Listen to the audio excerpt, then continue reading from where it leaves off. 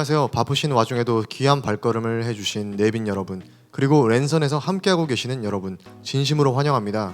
저는 오늘 처음으로 개최되는 스마트 대한민국 펀드 파트너스데이 사회를 맡은 스파크랩 박태순입니다. 작년 7월 중소벤처기업부는 다수의 멘토기업 및 벤처기업들과 함께 스마트 대한민국 펀드를 출범하였습니다. 스마트 대한민국 펀드는 한국판 뉴딜의 대표 주력 산업인 비대면, 바이오, 그린 뉴딜에 집중적으로 투자하는 벤처 펀드인데요. 이는 포스트 코로나 시대를 대비하고 대한민국의 디지털 경제로의 전환을 앞당기기 위해 조성되는 정부의 상징적인 펀드죠. 오늘 이 행사는 스마트 대한민국 펀드의 주요 투자 분야인 비대면 산업을 주제로 실제 투자 중인 펀드를 소개하고 해당 분야에 대한 패널 토론, 그리고 유망 비대면 스타트업의 IR 피칭으로 프로그램이 준비되어 있으니 많은 기대 부탁드립니다. 먼저 스마트 대한민국 펀드에 대해 간략히 설명하는 시간을 갖겠습니다. 한국벤처투자 한지훈 팀장님을 무대로 모셔 발표를 듣겠습니다.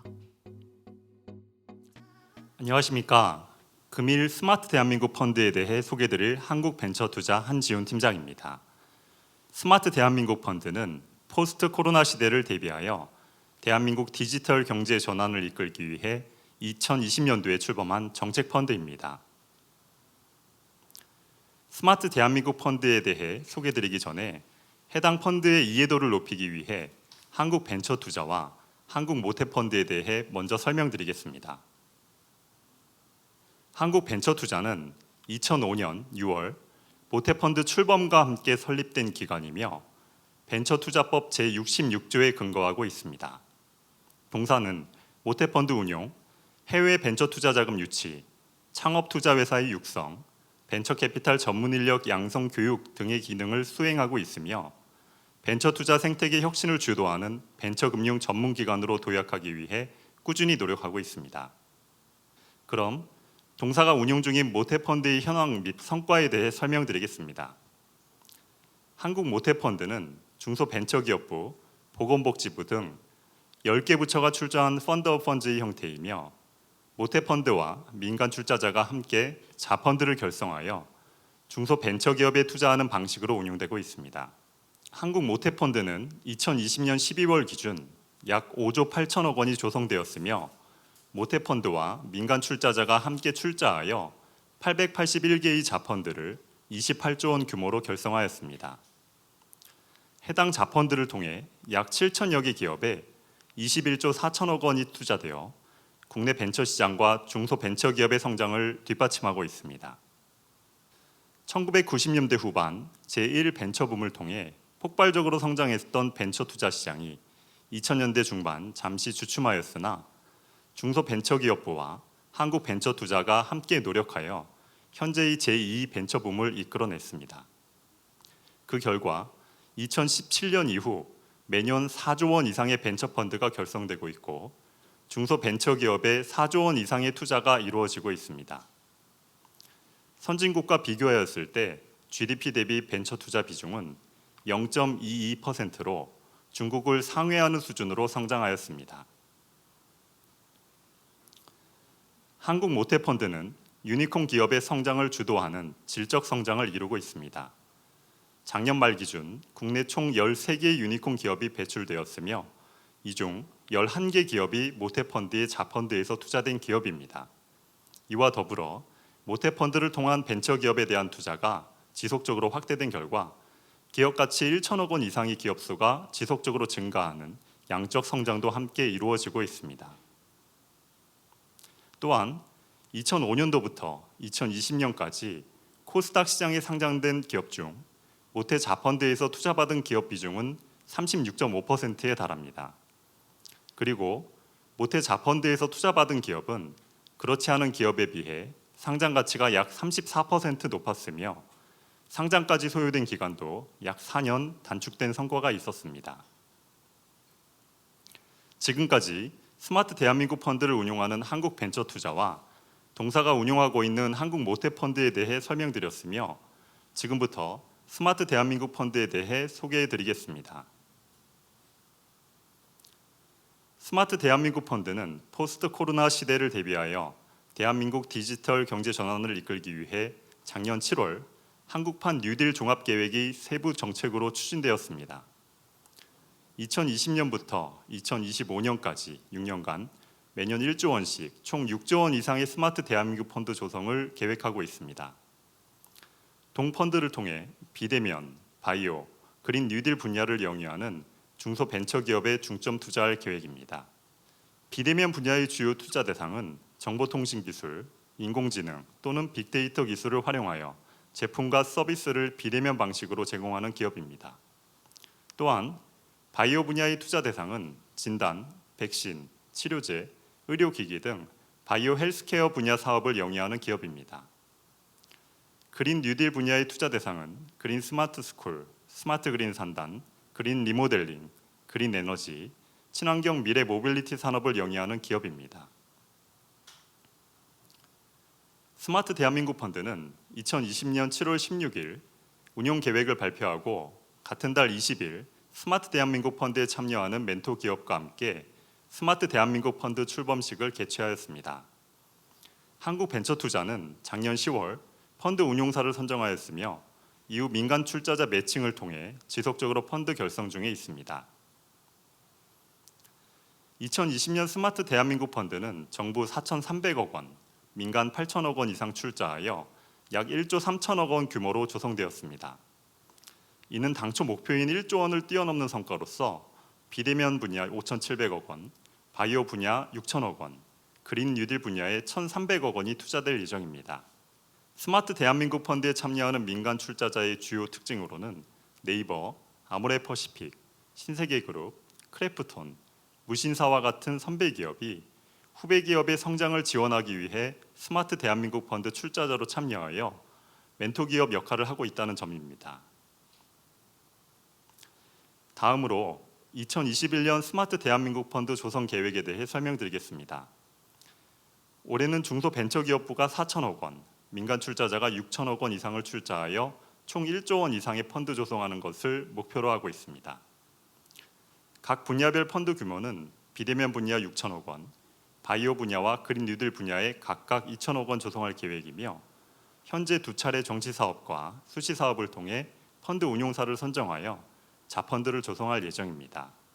중소벤처기업부와 한국벤처투자는 스마트 대한민국 펀드 조성을 통해 한국판 뉴딜 핵심 분야인 비대면, 바이오, 그린 뉴딜 분야의 우수한 스타트업을 지속적으로 육성할 계획으로 본 펀드에 대해 지속적인 관심을 부탁드립니다. 감사합니다. 네, 앞으로 스마트 대한민국 펀드의 효과가 더욱더 기대되게 만들어준 한국벤처투자 한지은 팀장님의 발표였습니다. 감사합니다. 스마트 대한민국 펀드에는 성공과 실패를 먼저 경험한 선배 멘토 기업들이 후배 기업의 도전에 동행하기 위해 멘토와 출자자로 참여하였는데요. 오늘 이 자리에서는 비대면 분야 중에서 신세계와 네이버가 멘토 기업으로 각각 참여한 스마트 신세계 시그나이트 투자조합, 스마트 대한민국 네이버 스톤브리지 라이징 투자조합에 대해 소개하는 펀드 피칭이 이루어질 예정입니다.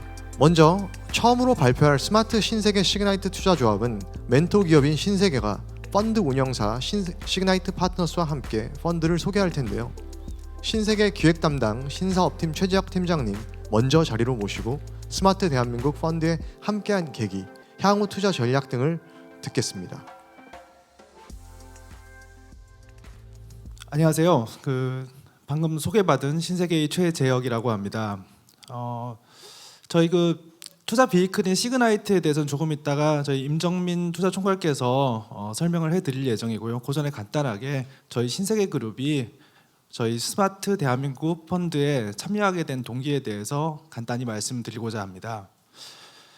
제가 21년 동안 몸담은 신세계그룹은 오래전부터 윤리경영 그리고 상생경영을 추구해 왔다고 생각합니다.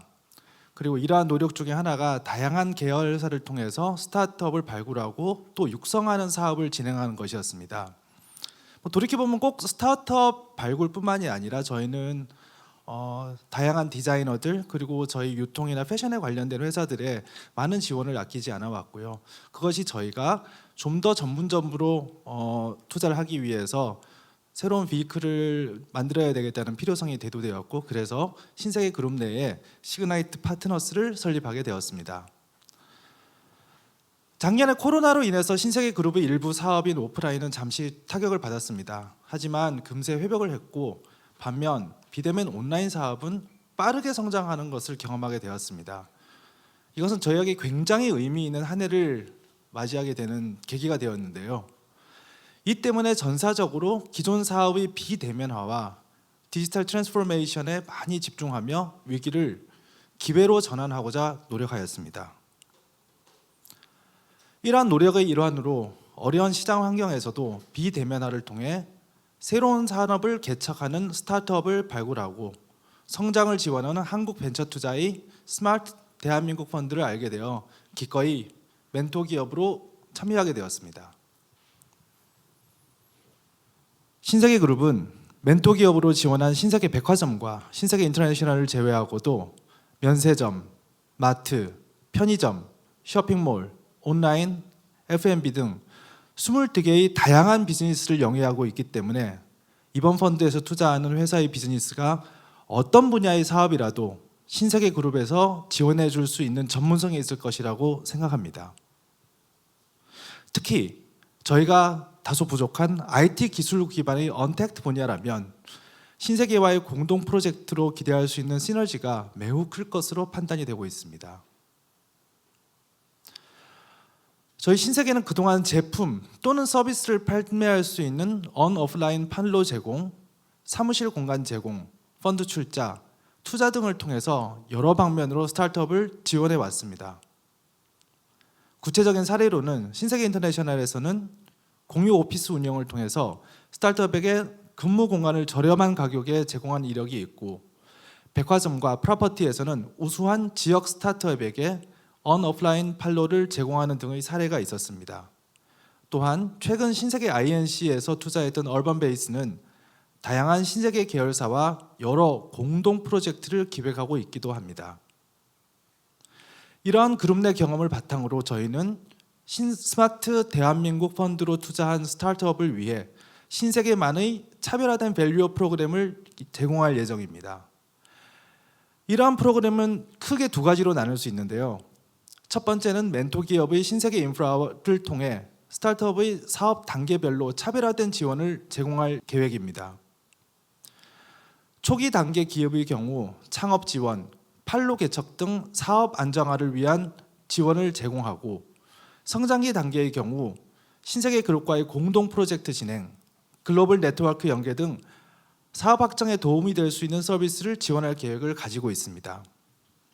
특히 스타트업과 신세계 그룹이 공동 프로젝트를 진행한다면 신세계 그룹이 보유한 다양한 언오프라인 채널과 IT 인프라를 통해서 스타트업의 보유 기술을 사용할 수 있고 테스트해 볼 수 있는 좋은 기회가 될 것이라고 저희는 생각하고 있습니다.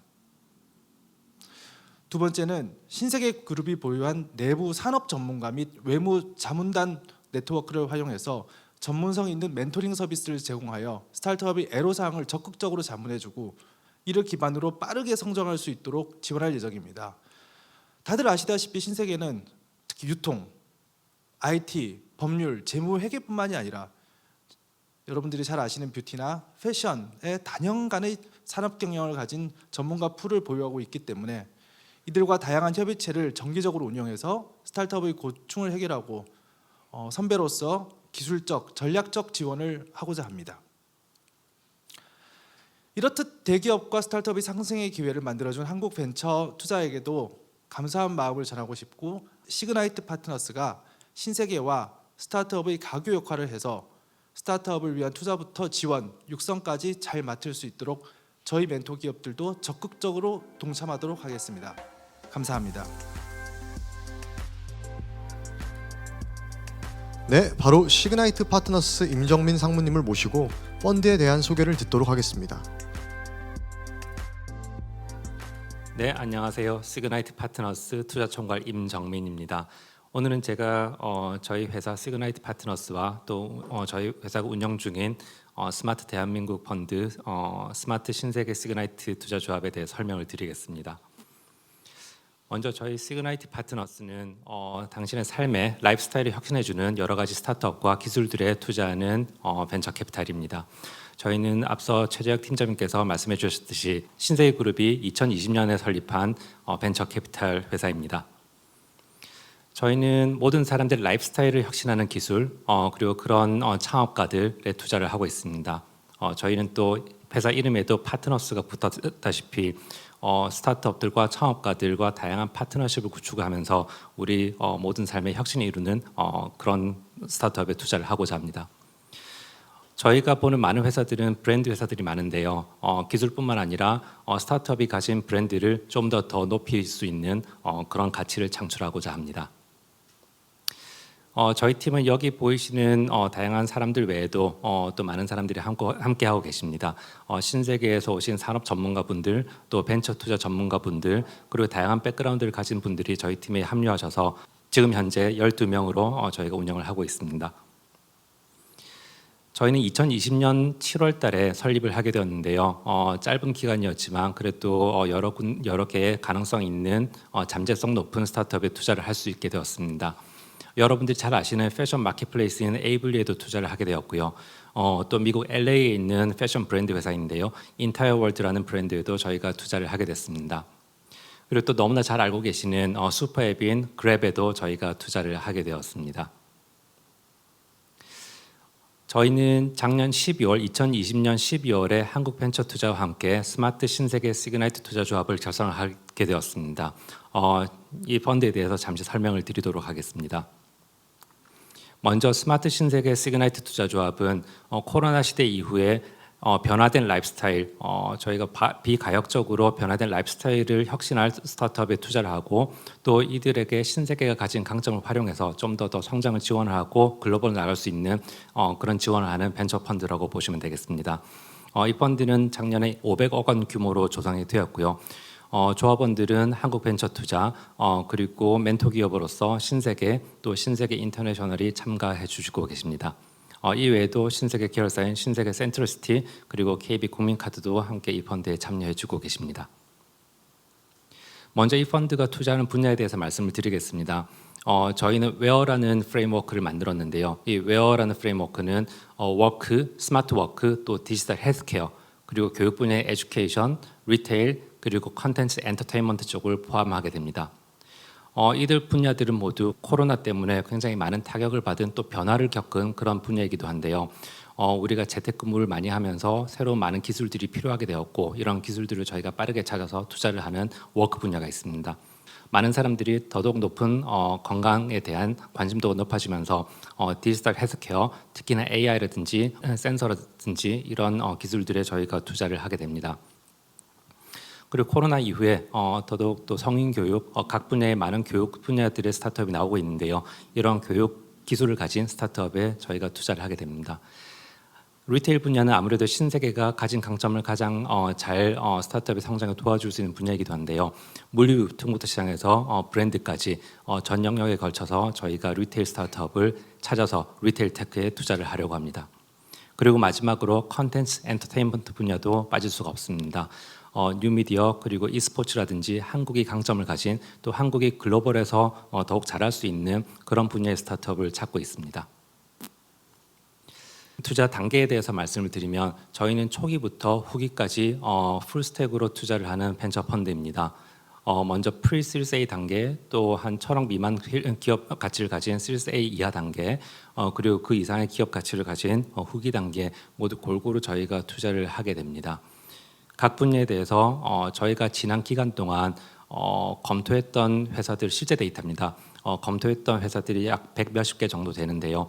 이 기업들의 성장 단계에 대해서 검토 당시의 성장 단계에 대해서 저희가 조사를 해봤더니 시리즈 A 이전 단계, 시드부터 시리즈 A 단계까지 스타트업이 약 60% 정도, 그리고 시리즈 B 이후부터 프리 IPO 단계에 있는 스타트업이 약 40% 정도로 나타났습니다.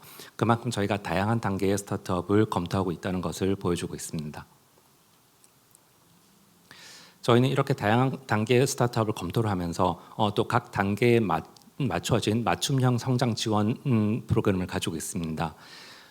프리-시리즈 A 단계나 시리즈 A 단계에는 초기 기업에 맞는 저희가 신세계 그룹이 가진 다양한 리소스와 멘토를 활용해서 좀 더 제품을 개발한다든지 제품을 부스트래핑하고 또 초기의 시장에 컨슈머들한테 프레젠트를 할 수 있는 그런 프로그램을 준비를 하고 있습니다.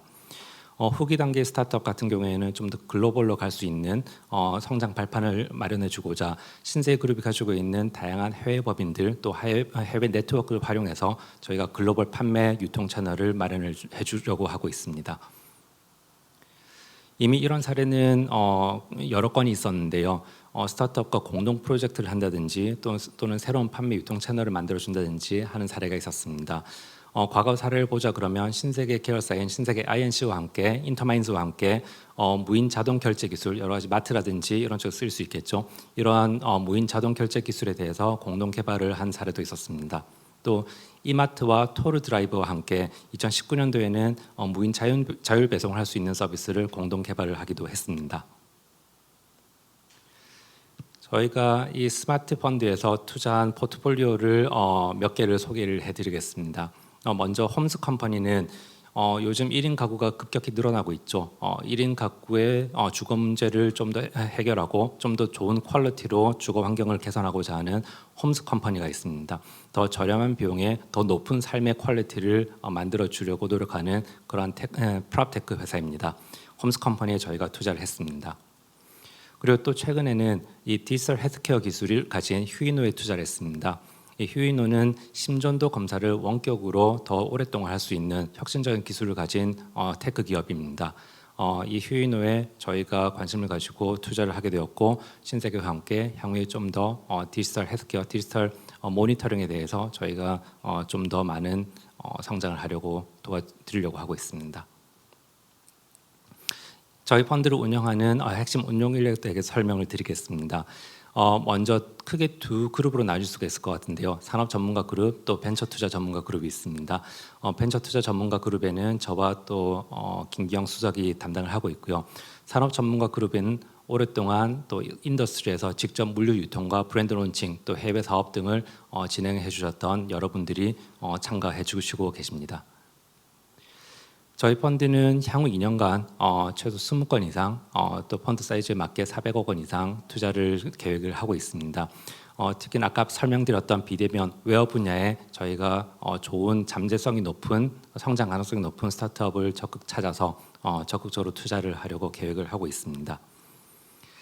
저희 이런 투자 활동 외에도 또 과외 활동도 많이 하고 있는데요. 저희는 회사 컬러에 맞게 회사 컬러를 또 만들었습니다. 이그나이트 블루라는 컬러인데요. 여기 팬톤 코드도 나와 있습니다. 많이 써주시면 좋겠습니다. 이 이그나이트 블루는 불꽃이 가장 뜨거울 때는 사실 블루 컬러가 나타납니다. 그래서 스타트업 창업가들의 이 열정적인 마인드를 나타내는 컬러라고 생각을 해서 저희 회사 컬러로 만들었습니다. 또 저희 회사 유니콘도 만들었는데요. 이름 붙이기로 시그콘이라고 했습니다. 저희 포트폴리오들은 또 잠재적으로 다 시그콘이 될 수 있는 포텐셜을 가지고 있다고 생각을 하고요. 제가 오늘 여기 말씀드린 내용 외에도 저희 다양한 업데이트들이 페이스북과 링크드인 페이지를 통해서 알리고 있으니까 계속 저희 소식을 관심을 가지고 들어주셨으면 고맙겠습니다. 감사합니다. 네, 다음은 두 번째 펀드인 스마트 대한민국 네이버 스톤브리지 라이징 투자조합에 대해 스톤브리지 벤처스 김일환 파트너께서 소개하는 자리를 갖도록 하겠습니다. 안녕하세요. 저는 스톤브리지 벤처스의 코파운더이자 전 대표였고 지금은 파트너로서 스톤브리지 벤처스의 얼리스테이지 인베스트먼트를 총괄하고 있는 김일환입니다. 지금부터 저희 스톤브리지 벤처스와 근본에 조성된 스마트 대한민국 네이버 스톤브리지 라이징 펀드에 대해서 간략하게 설명드리도록 하겠습니다. 네, 저희 스톤브리지 벤처스는 2008년부터 지금까지 13년 동안 벤처 투자를 하고 있는 하우스입니다. 현재까지 포트폴리오 회사 수는 121개고요. 지금 현재 인원은 22명, 특히 투자 인력은 14명인데 저희가 4명으로 시작해서 지금 14명까지 3.5배 성장을 했고요.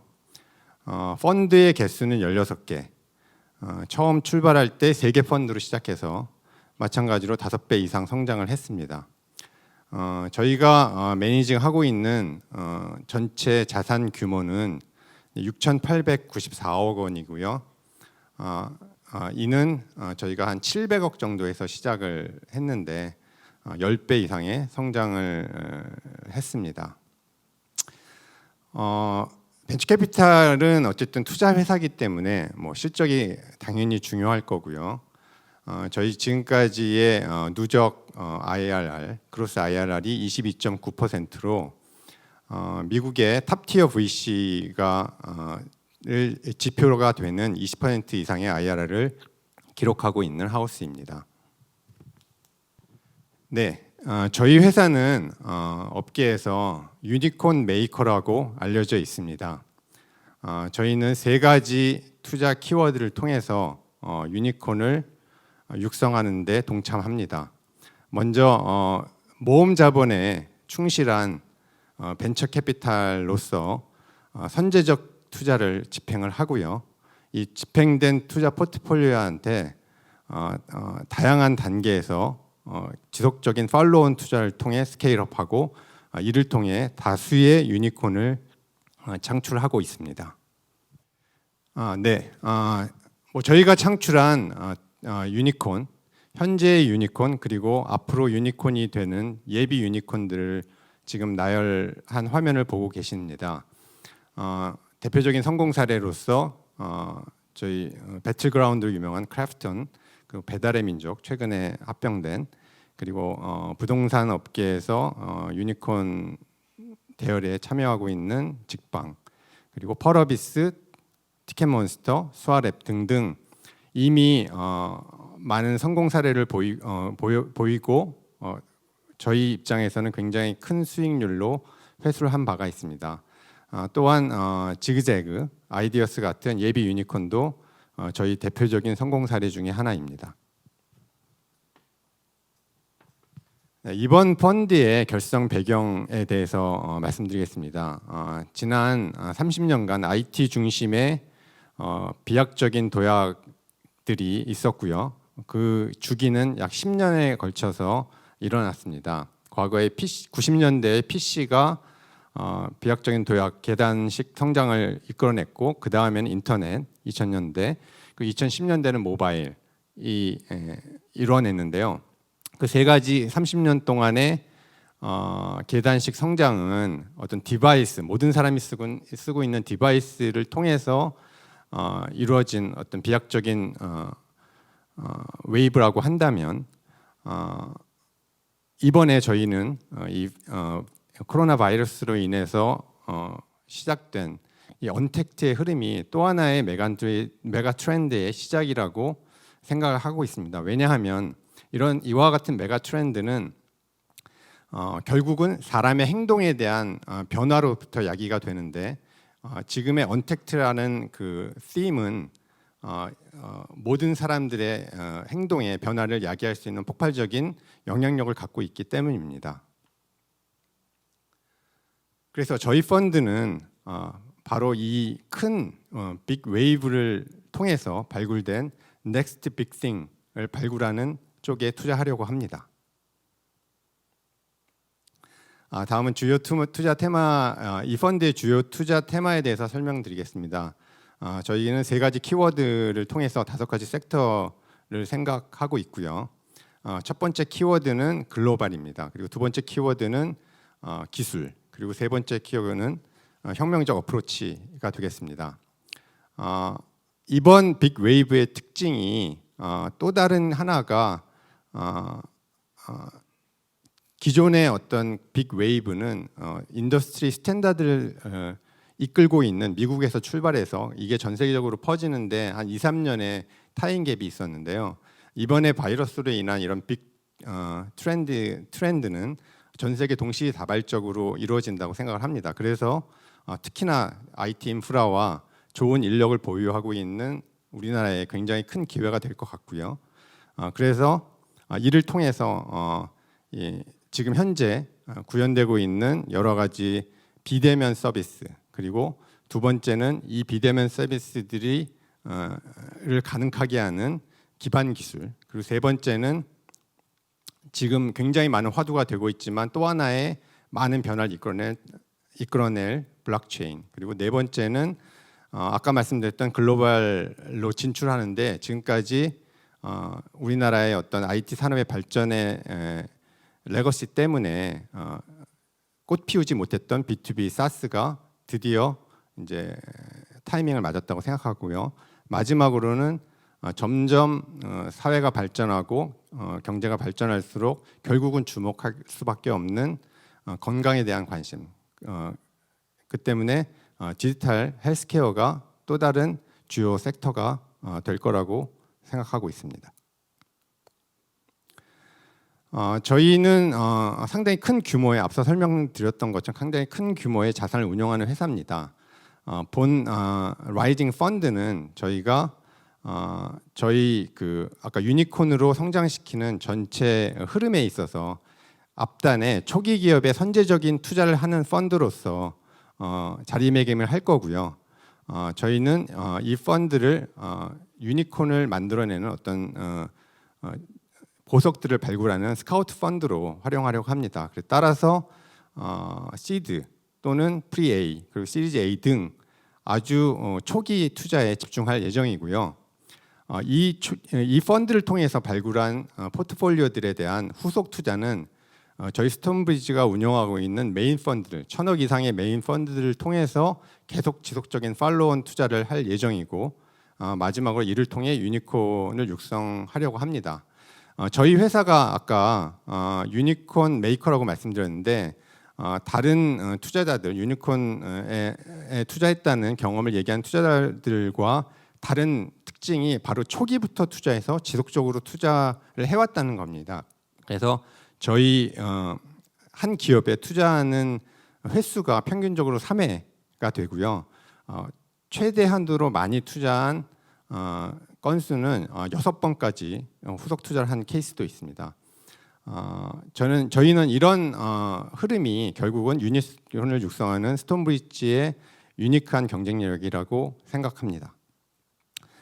마지막으로 이번 펀드에 참여하는 멘토 기업인 네이버와의 시너지를 설명드리겠습니다. 이미 저희는 네이버와 같이 호흡을 맞춰서 5번에 걸친 펀드를 운영해 본 경험이 있습니다. 배달의 민족이나 신상마켓 같은 서비스업은 물론이고 노타, 로플렉 같은 기술 기업까지도 네이버와 연결해서 여러 가지 형태의 사업적 시너지를 만들고 있습니다. 본 펀드를 통해서 투자하는 많은 포트폴리오 회사들 또한 이런 좋은 선순환 체계를 통해서 도움을 드리고 같이 성장해 나가는 기회를 이 펀드를 통해서 갖겠습니다. 이상입니다. 다음으로 오늘 함께할 패널을 소개드립니다. 먼저 바쁜 일상 속에서 세탁하는 시간을 아낄 수 있게 도와주는 비대면 세탁 서비스 런드리고를 선보인 의식주 컴퍼니의 조성호 대표님이 자리해 주실 예정입니다. 아울러 의식주 컴퍼니를 비롯한 다수의 혁신적 기업들에게 선도적으로 투자를 이끌고 있는 DS 자산운용의 박영진 팀장님과 함께 제가 패널 진행자로서 비대면 산업에 대한 이야기 나눠보도록 하겠습니다. 네, 오늘 패널 세션에 참가해 주실 두 분 먼저 소개해 드리겠습니다. 바쁜 일상 속에서 저희가 세탁 시간을 아낄 수 있도록 도와주고 계시는 런드리고 서비스를 운영 중인 의식주 컴퍼니의 조성호 대표님 자리에 계십니다. 아울러 의식주 컴퍼니와 같은 혁신 기업의 선도적인 투자를 이끌고 계신 DS 자산운용의 박영진 팀장님 모시고 오늘 비대면 서비스에 대해서 이야기하는 패널 세션 갖도록 해보겠습니다. 네, 두 분 오늘 또 바쁘신 와중에 함께 좀 자리해 주셔서 감사드리고 먼저 저희가 DS 자산운용의 우리 박 팀장님께 드리고 싶은 질문이 있는데 사실 이 런드리고라는 서비스를 처음 보고 이제 투자하기가 쉽진 않았을 것 같아요. 그래서 DS 자산운용과 런드리고가 투자 계약을 체결하게 된 과정에 대해서 설명해 주시면 좋을 것 같습니다. 네, 먼저 저희 가까운 가족 중에 세탁업을 하시는 분이 계셨고요. 그래서 사실 이 세탁업이라는 것이 굉장히 노동 집약적이라서 인건비가 많이 들고 그리고 꼭 대면을 해야 되고 그리고 물류가 되게 어려운 작업이라는 것들을 알고 있었습니다. 이제 그런 과정에서 만약에 스마트 팩토리로 인건비를 절감하고 물류 문제를 해결하고 그리고 서비스를 굉장히 사용자 경험을 아주 좋게 만든다면 분명히 사업적으로 성공할 수 있다는 생각을 했었는데 그 와중에 런드리고를 알게 됐었고요. 마침 또 조성호 대표님께서 이전에 그 식품 관련된 물류를 이미 해보신 경험이 있기 때문에 충분히 잘하실 수 있다는 확신이 있었습니다. 그래서 처음에 만나 뵀었고 투자를 하기 위해서는 굉장히 경쟁이 치열했던 상황이었기 때문에 당시에 시리즈 A 투자를 했던 투자자들을 다 만나러 찾아갔었습니다. 그래서 저희가 진정성 있게 투자하고 싶다는 얘기를 먼저 드렸었고요. 그 다음에 처음으로 이제 회사에 갈 때는 저희 그 장덕 회장님을 모시고 직접 찾아가서 실제로 저희가 투자 의지가 굉장히 강하다는 말씀을 드렸었습니다. 그리고 나서는 계속해서 조성호 대표님과 여러 차례 깊게 얘기를 나누면서 저희가 진짜 함께 하고 싶다는 말씀을 드렸고요. 그래서 그때 경쟁이 있었지만 저희가 투자하는데 크게 무리가 없었던 것 같습니다. 네, 박 팀장님의 되게 열정과 이런 런드리고 서비스에 대한 사랑이 되게 돋보이는 그런 투자 사례였던 것 같은데 대표님은 어떠셨어요? 이제 금방 이제 그 심사위원님께서는 되게 이렇게 좀 약간 경쟁도 치열하고 투자 과정까지 경쟁도 치열하고 좀 그렇게 설명을 해주셨지만 저희가 시리즈 B 라운드를 돌 때에는 이제 코로나가 막 이제 정말 이제 시작되어서 굉장히 혼란스러운 사실 상황이었습니다. 그래서 일단 뭐 저희가 비대면이라고 하는 키워드를 가지고 이제 세탁 서비스를 풀었던 회사로서 당연히 이제 비대면의 방식에 대한 강점이나 여러 가지 경쟁력을 갖고 있었을 텐데, 근데 이제 딱 그때 코로나가 딱 발생했던 그 타이밍에는 사실 이제 투자를 어떤 집행하거나 미팅하는 것조차도 이제 줌이라고 하는 것도 이제 그때 처음 써보게 되고 이제 미팅을 잡는 것도 너무 어려웠었고 그래서 그 과정 자체가 굉장히 좀 어려웠던 기억이 나고요. 근데 이제 인상 깊게 좀 제가 기억나는 거는 이제 DS 쪽에 IR을 하러 간 날에 그 코로나로 인한 너무 그 주식 시장의 임팩트가 너무 커서 그때 이제 9시에 이제 그 피칭을 하는 시간에 이제 서킷 브레이커가 하나 걸리면서 이제 모두들 거기 참여하신 분들이 이제 저희 이제 기업의 스토리보다 오히려 그 현재 상황에 되게 좀 긴장하시고 이랬던 기억이 나고요. 그리고 이제 회사 방문하실 때 이제 저는 이제 심사형님만 오실 거라고 생각을 했었는데 장덕도 회장님이 친히 또 오셔서 처음에는 그게 회장님인지 모르고 그냥 되게 자연스럽게 얘기를 좀 했었는데 알고 봤더니 이제 그게 회장님이셔가지고 좀 놀랐던 기억이 있습니다. 그래서 네, 어쨌든 좋은 투자 파트너로서 네, 함께 해주셔서 너무 감사한 마음이 있죠. 네. 네, 정말 좀 어려운 환경을 뚫고 이게 투자를 하신 DS 자산운용도 대단하고 그 정말 그 심사역들이 귀에 아무것도 안 들렸을 것 같아요. 그 투자했을 때 서킷 브레이커가 딱 터진 순간. 근데 그럼에도 불구하고 이제 투자를 유치하신 또 대표님도 정말 대단하신 것 같고 어떻게 보면 저희가 코로나를 겪으면서 겪을 수 있는 투자자의 어려움 또 창업자의 어려움까지 다 모두 이겨내신 그런 투자 사례라서 그리고 또 이제 어떻게 보면 전화 위복이었죠. 코로나가 이제 비대면 서비스가 또 도약할 수 있는 기회를 만들어준 것 같아서 참 멋있는 투자 잘 하시고 멋있는 서비스 잘 기획하신 것 같다는 말씀 꼭 제가 개인적으로 드리고 싶네요. 고맙습니다. 네. 그리고 사실 이렇게 이제 비대면 서비스를 코로나 이전에 기획하기는 굉장히 좀 힘드셨을 것 같아요, 대표님께서. 근데 처음 어떻게 이런 아이디어를 생각하시게 되셨나요?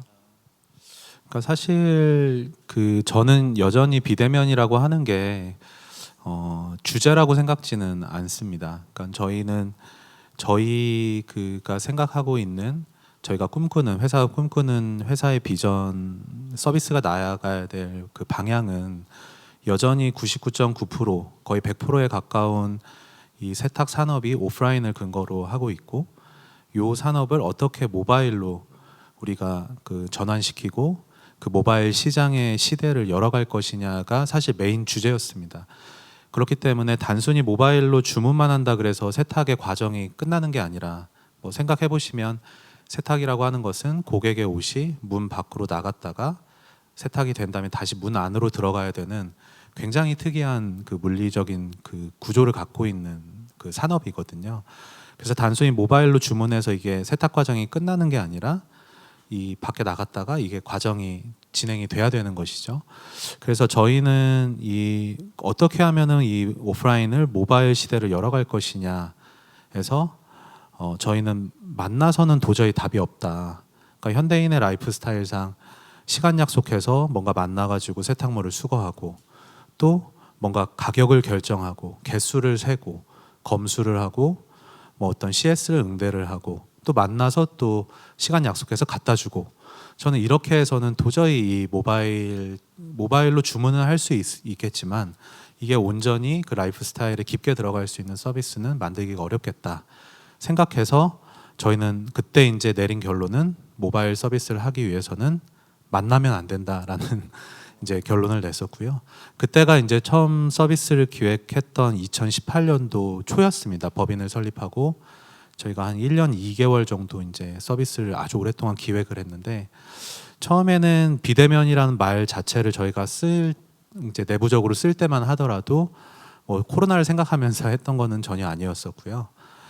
그 비대면이란 말 자체가 내부에서도 너무 안 이쁘다, 너무 비인간적이지 않냐. 이게 뭐 좀 우리는 오히려 대면했으면 좋겠다. 이런 내부의 챌린지가 훨씬 더 강했었습니다. 근데 제가 갖고 있었던 하나의 강력한 믿음은 모바일을 가기 위해서는 또 광역화와 확장성을 갖기 위해서는 비대면 서비스를 해야만 이 모바일 시대를 열 수 있다는 확신이 있었고 그래서 이제 저희가 그 수거함, 런드렛 수거함이라는 걸 만들어서 이제 평소 때는 그걸 빨래통으로 쓰다가 이걸 이제 맡길 때 모바일 원클릭으로 이제 맡길 수 있는 구조를 만들어서 이제 24시간의 빨래를 세탁 서비스를 이용할 수 있게 만들어낸 것이죠. 그래서 그 와중에 이제 코로나가 오면서 이제 좀 압축적으로 좀 성장하고 빠른 시기에 소비자들에게 인지가 되고 그렇게 성장을 해오고 있는 것 같습니다. 네, 말씀하신 것처럼 이게 단순히 내가 뭐 세탁을 더 잘해야지 해서 출발한 게 아니고 우리가 오프라인에서 하고 있는 경험들을 어떻게 보면 모바일로 옮겨가겠다라는 더 큰 좀 산업의 흐름을 바꿔보겠다라는 생각에서 출발하신 게 되게 인상 깊었고 그리고 저도 개인적으로 이제 런드렛 보면서 이거 진짜 천재적이다라고 생각을 했거든요. 소비자 입장에서, 고객 입장에서 어떻게 보면 고객을 굉장히 잘 고찰하셨고 그래서 이제 그런 제품을 또 기획하지 않으셨나 싶고요. 좀 이어서 이제 비대면 경제가 소위 4차 산업혁명과 이번에 이제 코로나로 인해서 굉장히 가속화가 되는데 DS 자산운용의 이제 투자 전략이나 투자 방향에도 좀 영향이 있었을 것 같아요. 어떠세요? 실제로 저희 회사는 이제 가장 빠르게 성장하는 산업 내에서 선도하는 기업에 투자한다라는 투자 철학을 갖고 있습니다. 그러다 보니까 이제 비대면 사회가 또 왔다고 해서 급진적으로 저희 투자 방향이 달라졌던 건 아닌데요. 기본적으로 저희가 이번 현상에 대해서 접근했던 방식은 비대면을 통해서 예전에 경험하지 않았던 것들을 경험했다가 사실 다시 돌아가기 어려운 사용자 경험을 했던 사람들은 말씀하신 것처럼 런드리넷을 한번 경험하면 다시 예전에 빨래로 돌아가기가 어려운 것처럼 그런 기업에는 저희가 투자한 사례들이 몇 건 있었습니다. 예를 들면 말씀드린 대로 저희 런드리고에 의식주 컴퍼니에 투자했었고요. 그 다음에 청소연구소라는 서비스를 운영하고 있는 청소 예약 플랫폼인 생활연구소에도 투자를 했었고 그리고 지금은 이제 병원 예약 플랫폼으로 더 잘 알려져 있지만 앞으로는 이제 원격 진료 등의 비전을 가지고 있는 똑딱이라는 서비스를 운영하고 있는 비브로스라는 회사에 투자했었습니다.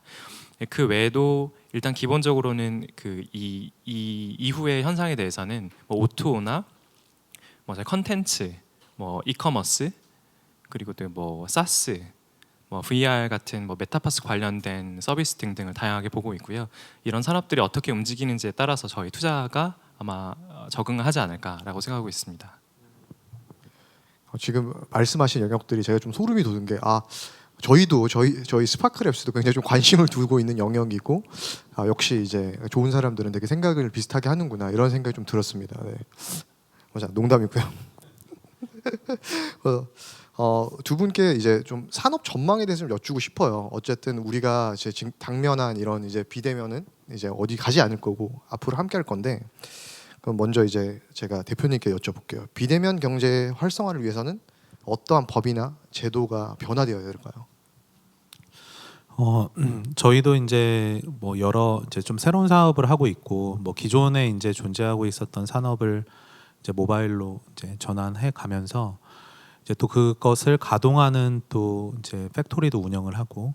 근데 지금 현존하고 있는 여러 이제 법과 제도들이 기존에 이제 오프라인을 운영했던 기득권 혹은 이제 기존에 이제 아주 강력하게 형성하고 있는 산업의 중심으로 법과 제도가 마련돼 있기 마련이잖아요. 그래서 저희도 이제 뭐 팩토리를 건설하는 과정이라든지 여러 가지 이 물리적인 것들을 풀어 나가는 과정에서 여러 법과 제도들이 좀 제약을 가져오는 피부로 느낄 정도로 어떤 허가를 받기 위해서 저희가 뭐 되게 간단한 허가임에도 불구하고 막 뭐 한 반년 가까이 소요가 된다든지. 그래서 이제 그렇게 이제 소요가 된다는 것은 이제 이 산업을 새로운 지금 비대면 산업이 열려가면서 이 비즈니스를 규정할 수 있는 법이 명확하게 규정되어 있지 않은 영역들에 대한 해석이거든요.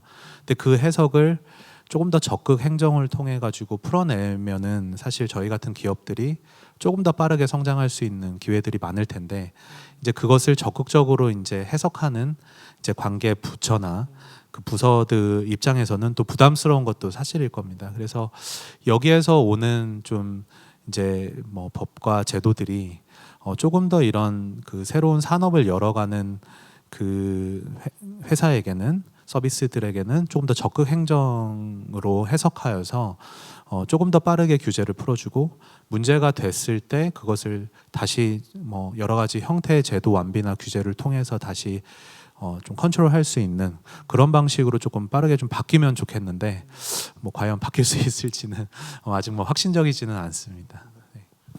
네. 말씀하신 것처럼 그 혁신 서비스가 나오고 혁신적인 사업이 만들어지려면은 그 규제도 따라와야 되는데, 앞으로 지금 이 영상을 누가 시청하실지 모르지만 여러 의원님들 샌드박스를 좀 더 적극적으로 저희가 활용할 수 있도록 도와주시면 좋을 것 같다는 개인적인 소망과 희망이 있습니다. 우리 팀장님은 어떠세요? 사실 기재부에서 작년 11월 달에 이제 포스트 코로나 시대를 위한 뭐 경제 활성화 정책 등을 이제 발표하시면서 실제로 정부에서는 굉장히 많이 집중하시고 정책적으로 지원해 주시겠구나라는 생각을 했었습니다. 그래서 그 분야의 변화는 굉장히 빨라지겠다고 느끼고 있고요. 그런데 크게 두 가지를 저는 이제 VC 입장에서 그 스타트업을 위한 이제 정책들 좀 말씀드리면, 첫 번째는 국민의 수혜가 굉장히 큰 분야라면 지금 사실 규제가 기본적으로는 파지티브 규제이기 때문에 이제 규제에 명시된 것이 아니면 하기 어려운 것이 많은데, 그것이 네거티브 규제 방식으로 좀 변해서 거기에 적혀져 있지 않은 것들을 다 할 수 있게, 그러니까 하지 못하는 것들만 좀 저희가 제한을 하되 나머지를 다 할 수 있게 해서 창업자분들이 조금 더 자유롭게 생각할 수 있는 터전을 마련해 주시면 좋겠다는 생각이 첫 번째 들었고요. 두 번째 생각은 스타트업에서 접근하기 조금 어려운 그 비대면 산업들이 있는 것 같습니다. 예를 들면 비대면 산업 중에서도 인프라에 해당하는 뭐 통신이나 아니면 클라우드, 뭐 클라우드를 스타트업들이 하고 있지만 굉장히 큰 자본을 요하는데 클라우드 관련 산업들, 그리고 뭐 제반 산업들인 뭐 AI나 데이터 관련된 것들, 저희가 큰 자본이 들어가는 것들에 대해서 스타트업이 좀 어려울 때가 많은데, 이런 부분은 정부가 뭐 투자 혹은 육성책을 통해서 조금 더 지원해 준다면 아마도 조금 더 나은 환경에서 좋은 산업들이 만들어지지 않을까라는 생각을 하고 있습니다. 그런데 기본적으로는 지금 현재 정부 정책은 충분히 우호적인 방향으로 가고 있다고 보기 때문에, 누구보다 빠르게 가고 있다고 보기 때문에 그 부분에 대해서는 크게 이의가 없고, 지금 해주시는 대로 잘 해주신다면 아마도 크게 도움이 될 거라고 생각하고 있습니다. 네, 감사합니다. 좀 저가 뭐 개인적으로 저희도 이제 스마트 대한민국 펀드를 이제 운영하고 있는 운영사 중에 하나로서 저희가 하고 있는 게 지금 B2B 사스 클라우드 영역에서 하고 있는데, 맞는 것 같아요. 사실 클라우드나 이런 인프라 쪽은 규제를 푸는 게 더 힘들고 어렵기 때문에 그런 부분에 있어서 저희 정부 부처에서도 조금 더 신경을 써주시면 좋을 것 같고, 저도 이제 말씀하신 것처럼 큰 방향에서는 아주 잘 하고 있고, 그래서 저희가 이제 스마트 대한민국 펀드도 만들어진 거라고 생각을 하고요. 네. 이어서 앞으로 좀 산업 방향에 대해서 여쭙고 싶은데, 저희가 지금 우리 대표님이 하시는 산업도 비대면 산업이라고 본다면은 앞으로 이 비대면 산업은 어떻게 좀 바뀌고 어떻게 또 바뀌어야 된다고 좀 생각을 하시는지 듣고 싶습니다. 뭐 이제 코로나 시대가 이제 뭐 코로나 시대라고 얘기하는 것도 좀 이제 좀 부담스러울 정도로 저희 삶이 너무 불편하잖아요. 그래서 저는 완전 삶의 패러다임이 정말 이렇게 바뀐 사례가 정말 역사적으로도 있었을까 싶을 정도로 제 어쨌든 인생에는 이 코로나라고 하는 이 키워드가 너무나 좀 그러니까 저희 사업은 성장할 수 있지만 이 삶에서의 이제 불편함은 너무나 이제 그 개인적인 그 삶의 만족도 너무 떨어지는 상황이죠. 마스크도 써야 되고. 네. 그래서 이 어쨌든 모바일이라고 하는 IT라고 하는 요소는 기본적으로 비대면의 속성을 어느 정도 가져가고 있기 때문에 어떻게 보면 스타트업들에게는 많은 기회가 되는 게 또 이 비대면 시대라고 생각을 하고요. 그래서 코로나가 이제 바이러스가 이제 창궐을 하면서 저는 한 10배 정도 좀 압축적인 속도로 원래는 뭐 저는 당연히 올 시대라고 생각은 했지만 이거를 조금 더 압축적으로 그리고 소비자들이나 고객들이 이렇게 서비스를 이용하는 것도 더 편리하고 그런 인식의 전환이 저는 굉장히 컸다고 생각을 합니다. 그래서 저는 사실 사람의 인식과 라이프 스타일을 바꿔나가는 노력, 뭐 그거를 뭐 에듀케이션 할 수도 있고 뭐 여러 가지 광고와 홍보를 통해서 바꿀 수도 있지만 사실 삶에서 그냥 바로 이게 이렇게 소화돼서 진행되는 이러한 상황들은 저희가 전례 없이 1년 동안 경험하고 있기 때문에 앞으로 그러니까 소비자의 인식을 바꾸기 위한 어떤 홍보나 그런 마케팅에 쓰는 비용들이 저는 서비스의 퀄리티를 높이고 더욱더 이제 삶을 변화시키는 기술에 투자되는 영역으로 좀 많이 바뀔 거라고 생각을 하거든요. 그래서 그런 면에서 앞으로 스타트업들에게 아주 많은 기회가 있을 거라고 생각하고 이제 지금까지 이제 삶의 어떤 홈에 그 좀 치중된 그런 서비스들이 비대면으로 많이 나왔다면 앞으로 이제 일과 관련된 그런 쪽 워크와 관련된 그런 컬처나 그런 비대면의 산업들이 저는 많이 커질 거라고 좀 생각을 하고 있습니다. 네, 감사합니다. 팀장님 어떻게 생각하세요?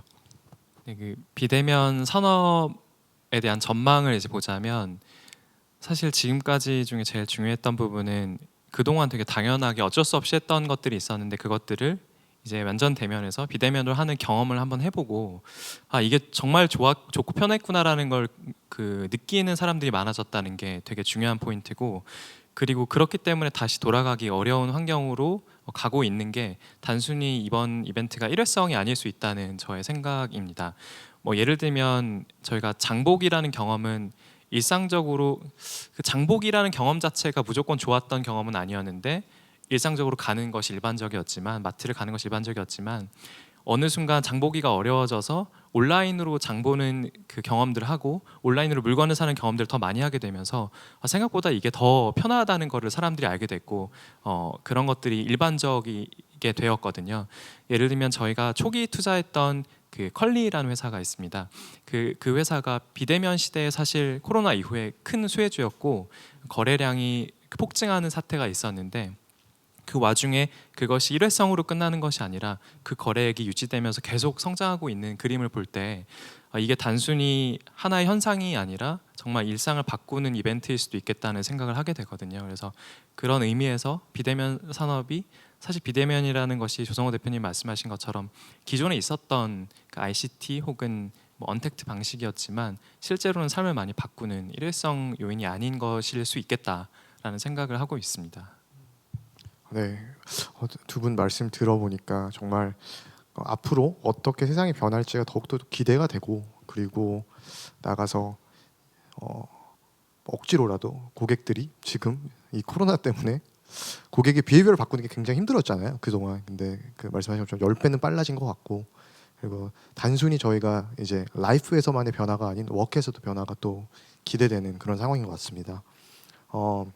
이제 벌써 좀 마지막 질문인데 많은 분들이 창업가를 꿈꾸거나 아니면 이제 벤처 투자자를 꿈꾸는 것 같아요. 저희가 뭐 드라마도 있었잖아요. 작년에 스타트업이라고. 근데 그런 거 보면서 저도 주변에서 그런 후배들이 이제 하나 둘씩 더 많이 생기는 걸 보면서 이게 좀 트렌드가 된 것 같아요.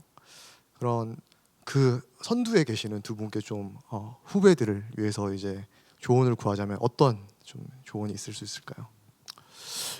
사실 뭐 조언할 만큼 제가 뭐 그런 뭐 이제 그런 사람인지는 잘 모르겠는데 그러니까 제 경험을 살짝 말씀드리면 저는 이제 연쇄 창업을 했고 이제 첫 번째 창업했던 회사를 이제 배달의 민족에 매각을 해서 이제 배민프레시라고 하는 대표를 맡고 런드리고를 하게 된 계기도 저는 다시는 내 인생에서 사업은 없다. 그러니까 너무 그 과정이 고통스럽고 정말 이제 사업은 진짜 하기 싫다.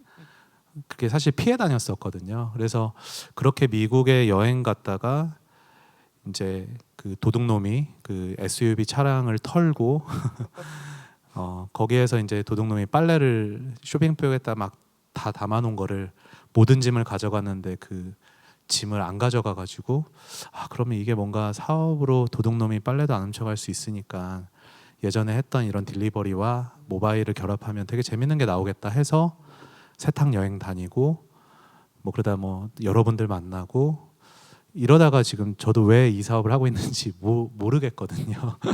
그래서 어떤 뭐 조언을 드리자면 가장 저는 그때 이제 퇴사를 하고 정말 내 인생에서 가장 자유를 느끼고 가장 행복해야 될 시점에 그러한 최악의 사건을 경험하고 너무 절망적인 상황에서 이 사업으로 오게 된 어떤 그런 포인트가 됐거든요. 그래서 저는 결국에는 이 일상에서의 어떤 최악의 경험도 나한테는 최고의 어떤 미래의 어떤 꿈이 될 수 있다라는 제가 사례를 보여주고 있는 것 같아요. 그래서 그런 면에서 주변의 아주 작은 경험,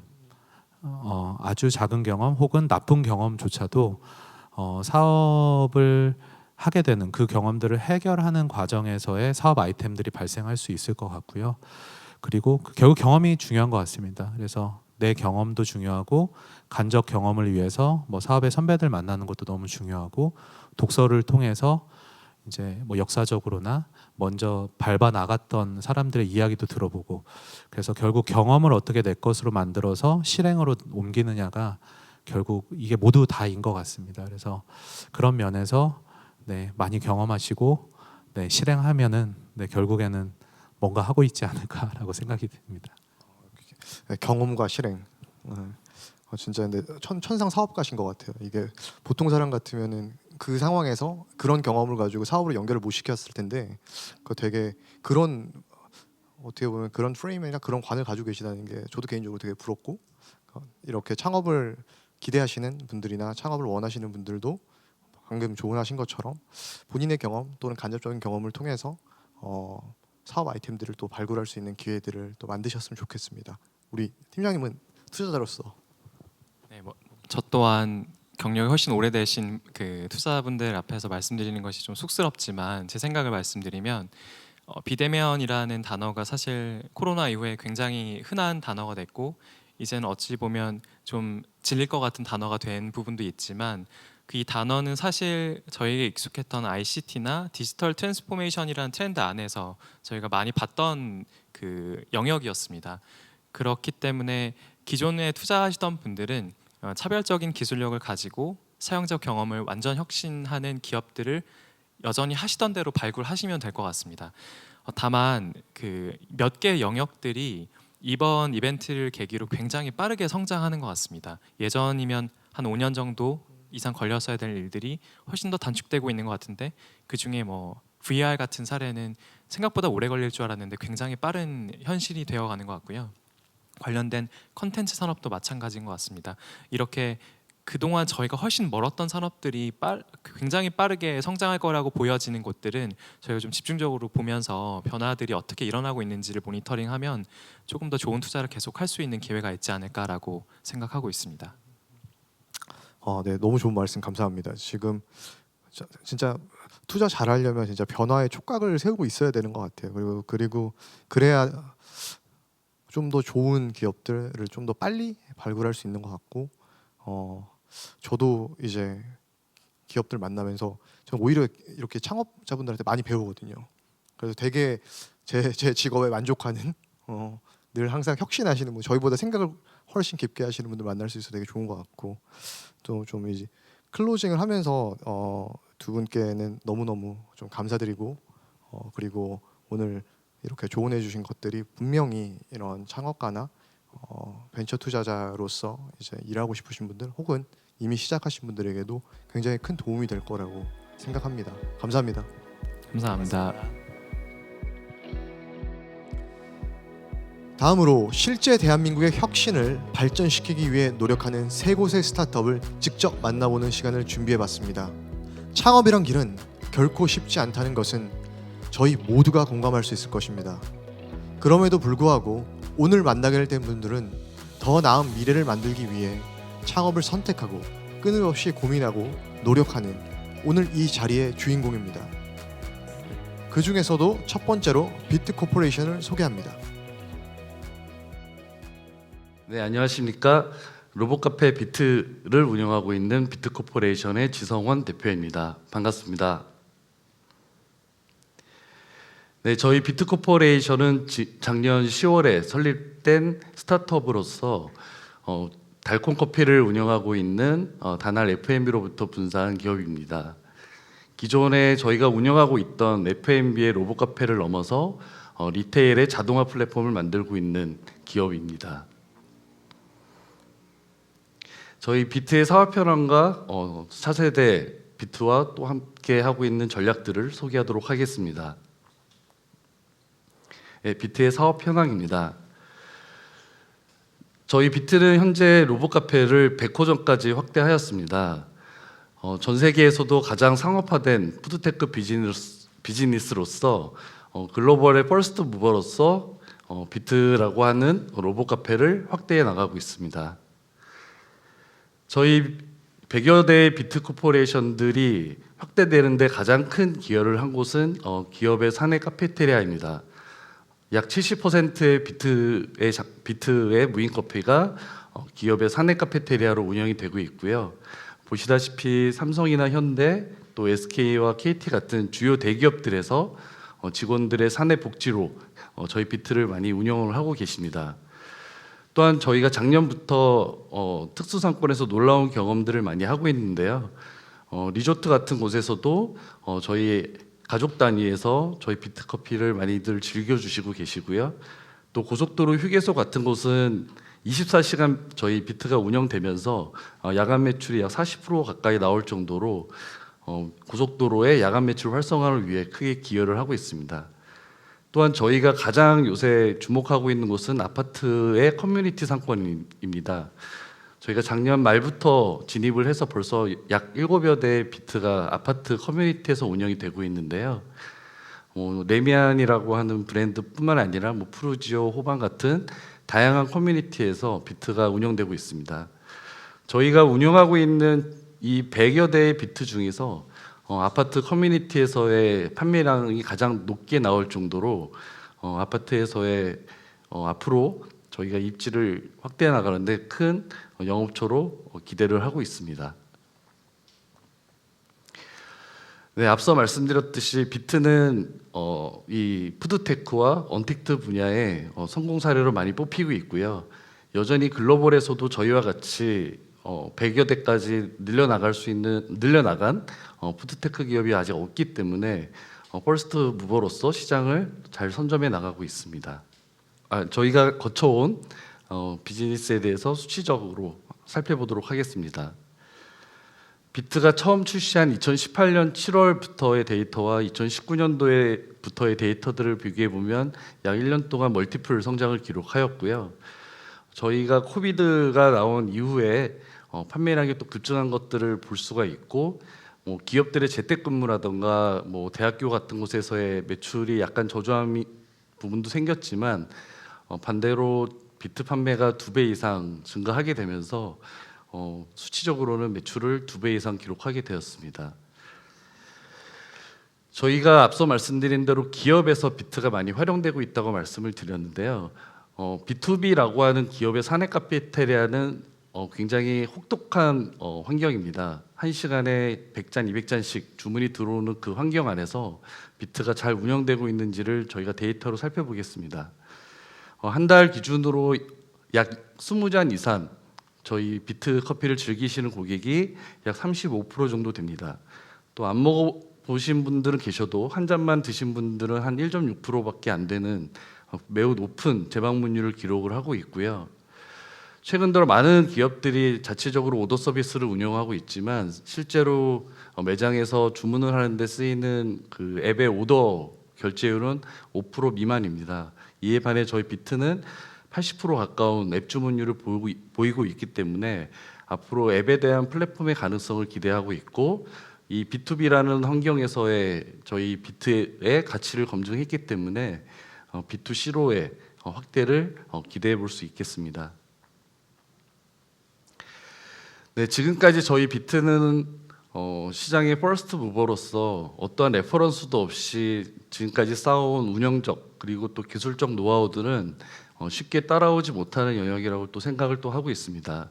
시장 진입 장벽이 낮은 프랜차이즈 사업에 비해서 IT 인프라라던가 시설 투자들이 필요하기 때문에 시장의 벽도 높다고 볼 수 있습니다. 따라서 저희가 당분간은 이 푸드테크와 언택트 시장의 시장 독점이 가능하다고 보고 빠르게 선점해 나갈 계획을 갖고 있습니다. 네, 저희의 차세대 비트에 대한 소개를 하도록 하겠습니다. 저희가 이번에 1세대, 2세대를 거쳐 최근에 3세대를 발표해서 이제 B2B에서 B2C까지 로드 상권까지 진출할 수 있는 무한한 매장 확대를 목표로 비트를 개발하였습니다. 간단하게 영상을 통해 비트를 확인하도록 하겠습니다.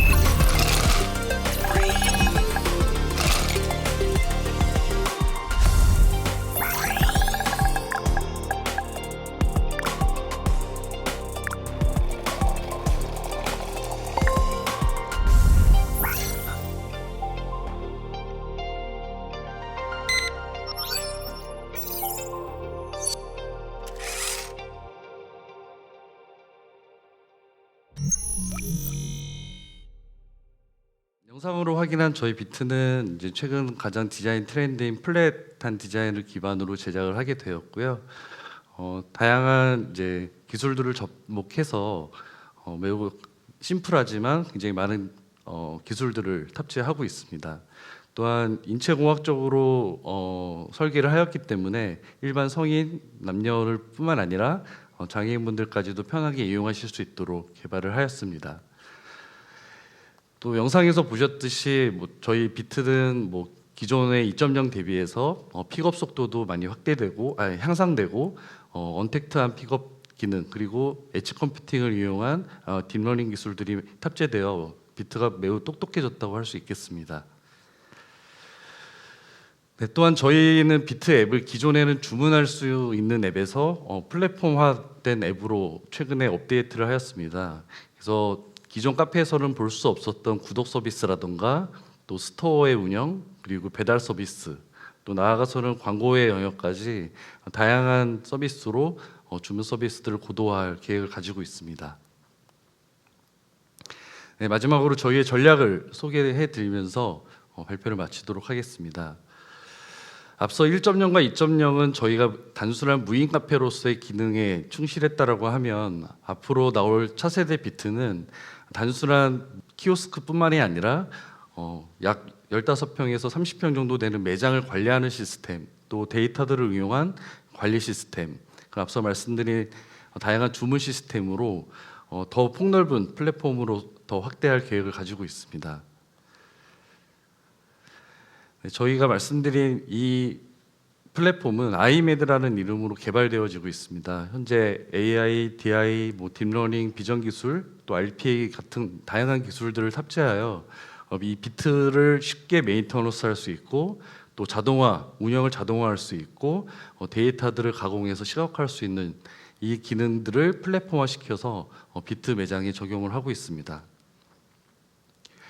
이제 앞으로의 비트 운영은 이러한 대시보드를 통해서 매장에 직접 가지 않아도 매장의 머티리얼의 상황이라든가 운영의 상황, 또 매출의 상황 등을 원격으로 관리할 수가 있고요. 또 수없이 많이 탑재되는 하드웨어들과 센서들의 헬스케어들을 통해서 이들을 데이터화해서 언제쯤 소모품을 교체해야 되는지, 또 얼마나 완전한 커피들을 추출하고 있는지를 데이터들을 시각화해서 확인하실 수가 있게 됩니다. 저희가 말씀드린 이 아이메드의 플랫폼의 아키텍처를 설명드리도록 하겠습니다. 우선 메인터너스와 관련된 아키텍처입니다. 앞으로 현재는 부스 안에 들어와 있는 이 서버들을 모두 AWS의 클라우드 환경으로 다 옮겼습니다. 따라서 앞으로는 서버 관리가 용이해졌을 뿐만이 아니라 전 세계에 있는 어떠한 비트도 쉽게 용이하게 관리가 가능해집니다. 또한 서버가 올라갔기 때문에 이런 많은 하드웨어와 센서들과 또 클라우드에 있는 중앙 서버와의 통신들이 필요하게 되는데, 많은 엣지 컴퓨팅을 통해서 이 운영을 자동화할 수 있는 것들을 이 내재화를 하고 있습니다. 그래서 전체적인 저희 하드웨어들을 헬스케어할 수 있는 시스템이라던가 라이다라던가 CCTV의 비전 기술들을 엣지 컴퓨팅으로 스스로 비트 안에서 분석할 수 있는 이러한 여러 가지 보드들을 탑재해서 오토메이션을 실현하고 있습니다. 또한 현재 AWS의 프로토타이핑 팀과 함께 저희 비트의 오프라인의 이 다양한 데이터들을 가공하고 또 어떻게 시각화해서 또 어떻게 응용할 수 있는지에 대해서 같이 연구하고 개발을 하고 있습니다.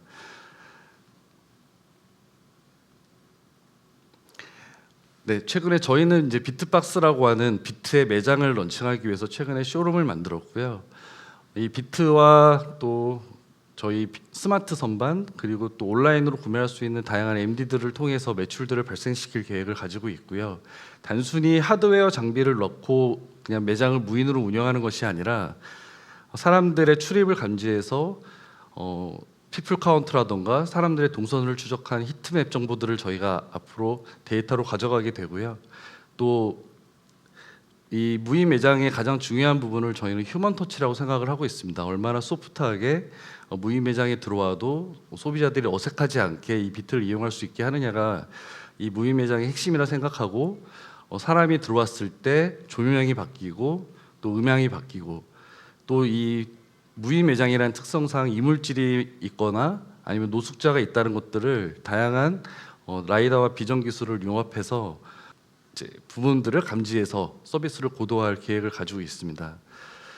이 아이메드 플랫폼은 저희 비트박스뿐만이 아니라 다양한 오프라인 유통시장에서도 확대될 걸로 기대를 하고 있고요. 또 저희 비트 또한 커피라는 콘텐츠를 벗어나 다양한 여러 가지 푸드 시스템으로 확대되더라도 이 아이메드 플랫폼을 그대로 사용할 수 있겠습니다. 네, 이제 저희 비트는 이제 상반기에 글로벌 진출을 목표로 하고 있습니다. 상반기 안에 UL 인증을 마치고 저희는 아직까지도 글로벌의 퍼스트 무버이기 때문에 빠른 확대를 계획을 하고 있고요. 저희 국내 대한민국과 유사한 커피 문화를 가지고 있고 인건비가 비싼 이제 북미 지역을 타깃으로 글로벌을 논의를 하고 있습니다. 네, 저희 비트는 이제 3월 30일을 기준으로 다양한 지경과 또 많은 투자 상품들을 통해 빠르게 확대할 계획을 가지고 있습니다. 그래서 이 스타트업을 지나 빠르게 스케일업으로 발돋움할 수 있는 기업으로 성장하도록 하겠습니다. 이것으로 발표 마치겠습니다. 감사합니다. 다음으로 무대에 오를 기업은 한터 글로벌입니다. 안녕하세요. 빅데이터로 K-팝 산업의 가치를 높이는 기업 한터 글로벌의 곽용호입니다. 시장, 서비스, 기술, 엑시트의 순으로 말씀을 드리겠습니다. 시장 현황입니다. 우선 음반과 음원에 대한 설명을 드리고자 합니다. 일반적으로 음반은 레코드라 불리웁니다. 그러나 우리나라에서는 물리적 매체에 담겨있는 CD나 LP를 음반으로, 멜론이나 지니와 같은 서비스를 음원이라고 합니다. 디지털 시대에 들어서면서 많은 사람들은 음반 시장이 없어질 것이라고 예상했었습니다. 국제음반산업협회 자료를 보시면 여전히 음반 시장은 존재하고 있습니다. 한국의 경우 매우 이례적입니다. 코로나 상황 속에서도 수출액이 94.9%나 증가하였으며, 이는 음반을 구매한 팬들을 대상으로 온라인 팬미팅을 진행하면서 이 어려운 시기를 극복해내고 있습니다. 결과적으로 전 세계에서 가장 많은 음반을 판매하는 나라는 대한민국입니다. 음반이 지니는 가치를 설명드리고 싶습니다. 음반은 한 장당 평균 15,000원, 음원은 한 곡당 약 7원 정도로 2,500배의 매출 차이가 있습니다. 소위 말하는 코어팬은 다음과 같은 행동을 합니다. 음반을 구매하고 음원을 듣고 뮤직비디오를 시청하고 굿즈를 구매합니다. 그리고 공연을 보러 갑니다. 이 모든 행동을 하는 팬들이 찐팬이라고 할 수 있습니다. 이렇듯 음반의 판매량은 대부분의 기획사의 중요한 매출로서 기업 가치와 직결되며 아티스트의 팬덤 규모를 추정할 수 있는 아주 중요한 척도입니다. 표에서 보실 수 있듯이 대부분의 대형 기획사도 약 40%에 육박하는 매출이 음반입니다. 보유 서비스 현황입니다. 당사는 한터 차트, 한터 뉴스, 후즈팬 앱 서비스와 한국어 교육 서비스, 후즈팬 뉴스와 중남미 서비스를 총괄하는 디코 엔터테인먼트 브랜드를 보유하고 있습니다. 한터 차트는 국내 최초로 음반물에 바코드를 부여하고 이를 전산으로 관리할 수 있는 포스 시스템을 만들어 보급했으며, 이를 통해 실시간으로 판매와 취소의 모든 행위가 자동으로 반영돼서 차트로 발표됩니다.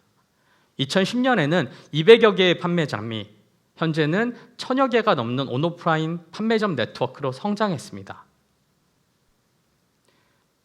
지난 30여 년간 한결같이 음반 판매량 성적을 실시간으로 자동 집계 후 발표해 왔으며, 각종 음악 방송 및 시상식의 주요 지표로 사용되고 있습니다. 전 세계에서 실시간 음반 판매량을 가감없이 발표하는 기업은 한터가 유일합니다. 저희는 2019년 4월 한터 뉴스를 창간하여 한터 차트의 성적을 기반으로 하는 인공지능 기술을 적용한 본 뉴스를 만들었습니다. 전 세계로 공정하고 신속하게 한국어, 영어, 스페인어, 중국어로 번역해서 공개하고 있으며, 지난 한 해 동안의 뉴스 웹페이지 방문은 1,500만 회를 넘어서며 계속 성장하고 있습니다.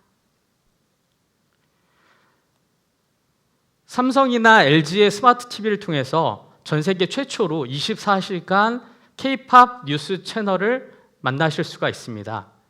저희가 자체 제작하는 컨텐츠 또는 기획사가 제공하는 컨텐츠를 편성하고 있으며, 이를 통해서 현재 전 세계 13개국의 서비스가 제공되고 있고, 현재 국내에서는 삼성 스마트 TV 610번에서 방영하고 있습니다.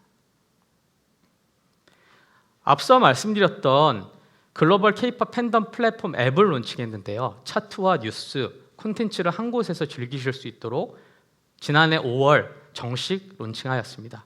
저희는 불과 10개월 만에 300만 명 이상의 가입자를 유치했으며 계속 성장하고 있습니다.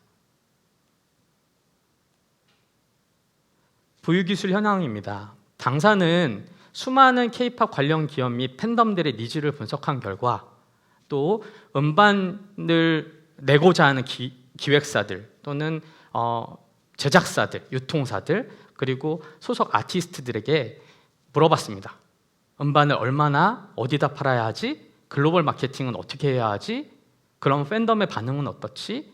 그리고 팬들은 내가 좋아하는 아티스트에 집중하고 성장을 위해서 최선을 다합니다.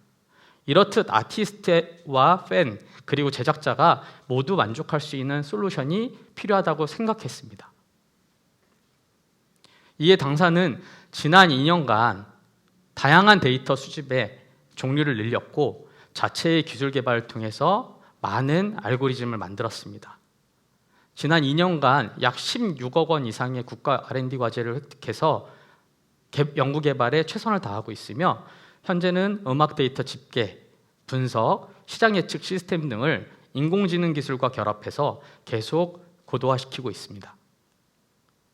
그 결과 특허 상표 등록이 8건, 특허 출원 3건, 저작권 등록 8건, 그리고 각종 스타트업 경진대회에서 지능형 스타트업 대상, 인공지능 스타트업 대상을 수상하는 등 그 기술력을 인정받고 있습니다. 현재는 뮤직 빅데이터 어널리틱스의 초기 버전을 개발 완료했으며 이를 통해 국가, 도시, 성별과 연령 데이터를 바탕으로 소셜, 포털, 방송 미디어와 당사의 서비스 보유 데이터를 비교 분석해서 다양한 결과값을 만들어내고 있습니다. 글로벌 음악 산업을 분석하는데, 아티스트 데이터를 분석하는데, 수요 예측을 분석하는데, 그리고 소셜 데이터를 분석하는 데 있어서 가장 중요한 건 음반 데이터가 있느냐 없느냐입니다. 앞서 말씀드린 것처럼 음반의 데이터는 팬의 절대 가치입니다. 음반의 가치를 놓고 다른 여러 데이터를 분석했을 때 비로소 좋은 결과 그리고 정확한 결과가 나올 수 있습니다. 한터글로벌은 이제 2년 5개월 차의 스타트업입니다. 전 세계 음악 산업의 새로운 기준을 제시하고자 노력하고 있으며 현재 중남미 서비스를 위한 칠레 지사가 나가 있고 국내외 35명의 인원이 각자의 자리에서 최선을 다해 노력하고 있습니다. 독보적인 음악 빅데이터에 인공지능 기술을 활용해서 글로벌 음악 시장에 공정성과 신뢰성을 제공하며 팬과 아티스트가 함께 성장하고 만족하는 것이, 그래서 글로벌 K-팝 산업 성장이 이바지하는 것이 저희 한터 글로벌의 비전입니다. 그 결과 한터 패밀리를 통해서 누적된 매출액은 연간 5천억 원 이상이며 199개국가 3만여 도시의 팬들이 한터 차트, 한터 뉴스, 후지팬을 이용하고 있습니다. 매년 저희는 목표하는 매출의 2배 이상을 달성해내고 있으며 현재 후지팬 누적 가입자 수가 310만 명이고 최근 3개월 이내의 MAU는 160만, DAU는 7만이 넘습니다. 금년 매출의 목표는 100억을 하고 있습니다. 저희는 작년 여름 누적 투자금 38.6억 원의 프리A 라운드 투자 유치를 마무리했고요. 성장의 가속화를 위해서 금년 여름 B라운드 투자 유치를 위해 준비하고 있습니다. 저희의 최종 핵심 목표는 기업 공개입니다.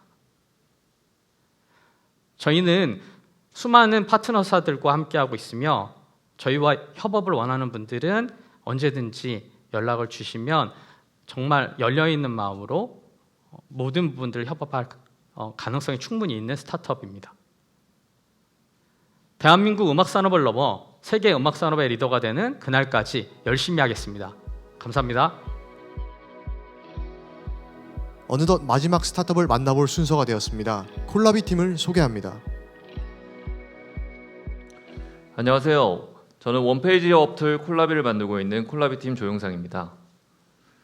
코로나19 사태 이후에 많은 대기업들이 재택근무를 실시를 했습니다. 재택근무를 2달여간 실시한 이후 비상경영체제를 선포하고 모든 직원들을 불러들이기 시작합니다. 그 이유인즉 2달 동안 재택근무를 실시한 동안 직원들이 제대로 된 결과물들을 내지 못했기 때문입니다. 그래서 탑레벨 입장에서는 이 부분을 굉장히 회사의 큰 위기로 받아들였고 이 부분에 대한 원인 분석과 해결점 도출을 디지털 트랜스포메이션 팀이나 HR 전략팀에 지시하게 됩니다. 실제로 이런 문제점들의 원인을 분석한 결과 근본적인 원인은 여기에 있었습니다. 예전에는 수직 조직에서 지시하고 보고받던 굉장히 단순한 커뮤니케이션이었다면 지금은 대부분의 기업들이 각 분야의 전문가들이 직접 커뮤니케이션하는 협업 커뮤니케이션을 하고 있다는 것이죠. 이렇게 협업 커뮤니케이션으로 넘어가면서 실제 커뮤니케이션 양이 12배 정도 증가하게 되었습니다. 문제는 이 수많은 커뮤니케이션을 메신저로 하고 있다는 것입니다. 사실 재택근무에 들어가기 전에도 평균 15분에 한 번씩 방해받던 메신저 커뮤니케이션에서 재택근무를 실시하고 나니 실제 5분에 한 번씩 방해받고 있었습니다.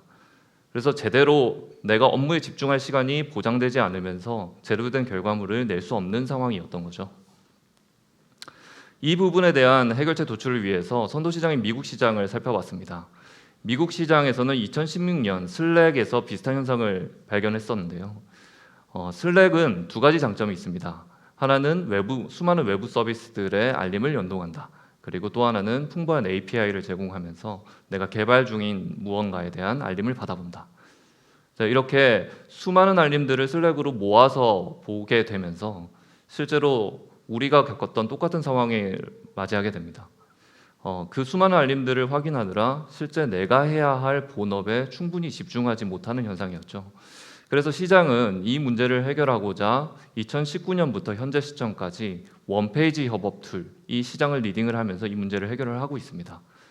그리고 2019년의 장표를 보면 슬랙이라는 서비스를 찾아볼 수 없습니다. 팀 콜래보레이션 영역에 슬랙은 이 영역에서 벗어나서 인터널 커뮤니케이션 소프트웨어로 분리됩니다. 즉 협업 효율성을 높일 수 있는 도구가 아니라 인터널 커뮤니케이션, 내부 커뮤니케이션을 위한 메신저라고 하는 시각이 지배적인 거죠. 우리가 전통적으로 커뮤니케이션을 했던 메신저와 이메일 중에서 이 메신저가 메신저형 협업 툴로 발전했다고 이해를 해주시면 되고요. 그리고 이메일의 역할 중에서 외부 커뮤니케이션은 여전히 이메일을 사용을 합니다. 하지만 우리가 문제였던 건 내부 구성 간의 협업 커뮤니케이션 양이 폭발했던 것이죠. 이것들이 예전에는 이메일로 사용하고 있던 부분들을 팀 협업 툴 섹션에서 이 문제를 해결하고 있었고 현재는 원페이지 협업 툴을 통해서 이 문제들을 다 해결하고 있습니다. 원페이지 협업 툴로 가장 유명한 제품들은 여러분들이 가장 많이 쓰고 계시는 노션, 그리고 드롭박스 페이퍼, 퀵, 그리고 저희 콜라비까지 원페이지 협업 툴에 해당합니다. 그래서 미국 시장에서는 메신저형 협업 툴 하나, 원페이지 협업 툴 하나, 그리고 차세대 그룹웨어로 분류되는 구글 지수나 마이크로소프트 오피스 365 이렇게 세 가지의 종류의 툴을 사용하고 있습니다. 우리나라에 있는 대기업에 있는 DT 팀들도 지금은 이제 이렇게 협업 툴의 종류를 완벽하게 나눠서 인지를 하고 있고요. 실제로 이 원페이지 협업 툴을 도입하기 위해서 많은 대기업들이 저희에게 연락을 주시고 계십니다. 노션으로 대변되는 원페이지 협업 툴, 하지만 노션은 클릭 한 번으로 내부 자료들이 밖으로 송출이 될 수 있죠. 이런 보안의 이슈 때문에 대기업들은 협업 툴을 도입할 때 조건들이 있습니다. 첫 번째 조건은 구축형, 내부 서버에 구축이 되어야 한다는 것이죠. 그리고 두 번째는 대기업의 복잡한 프로세스를 적용 가능한가입니다. 이 두 가지 조건을 만족하는 원페이지 협업 툴은 글로벌 시장에서 콜라비 팀밖에 없고요. 그래서 많은 대기업 고객들이 현재 저희에게 도입 문의를 주시고 계신 상황입니다.